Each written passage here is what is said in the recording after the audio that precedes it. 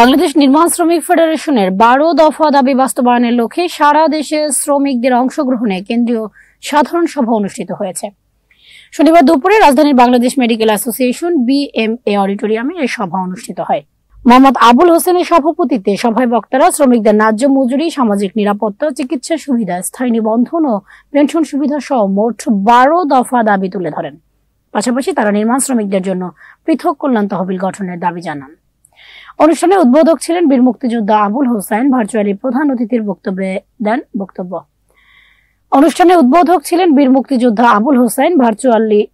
অতিথির বক্তব্য দেন শ্রম ও কর্মসংস্থান মন্ত্রণালয়ের সচিব ASM শফিকুজ্জামান সহ আরো উপস্থিত ছিলেন শাহজাহান মিয়া, ফারুকুজ্জামান ফারুক, নির্মাণ শ্রমিক ফেডারেশন সহ সাংগঠনিক সম্পাদক ও জেলা নির্মাণ শ্রমিক ফেডারেশনের সভাপতি মোহাম্মদ আলামিন প্রমুখ। শুধু কথা বললে হবে না, আমাদের আজকে এখানে উপস্থিত থাকার কথা ছিলেন শ্রম মন্ত্রণালয়ের মাননীয় সচিব। উনি বিভিন্ন ব্যস্ততার কারণে এখন উপস্থিত হতে পারেননি।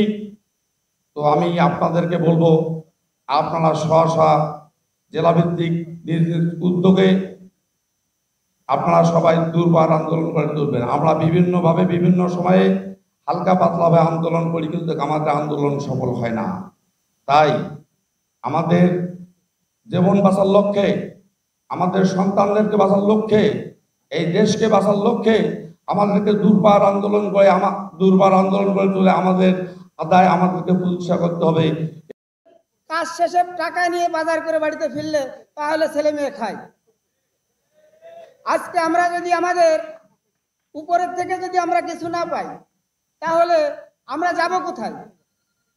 ডিসি মহোদয়ের কাছে যদি কোনো আবেদন করা হয়, যেমন আমার একটা শ্রমিক একতলা বিল্ডিং থেকে পড়ে হাত ভেঙে গিয়েছিল, আমি ডিসি মহোদয়ের কাছে একটা আবেদন করেছিলাম তার চিকিৎসা বাবদ।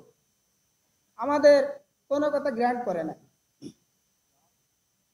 আমরা এই সামান্য বেতন পেয়ে আমাদের বাচ্চাদেরকে সুশিক্ষায় শিক্ষিত করতে পারি না।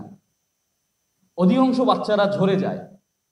কেন ঝরে যায়? আপনারা সমীকরণ করেন। অর্থের অভাবে। মেয়ে বিয়ে দিয়েছো, হ্যাঁ, কেন?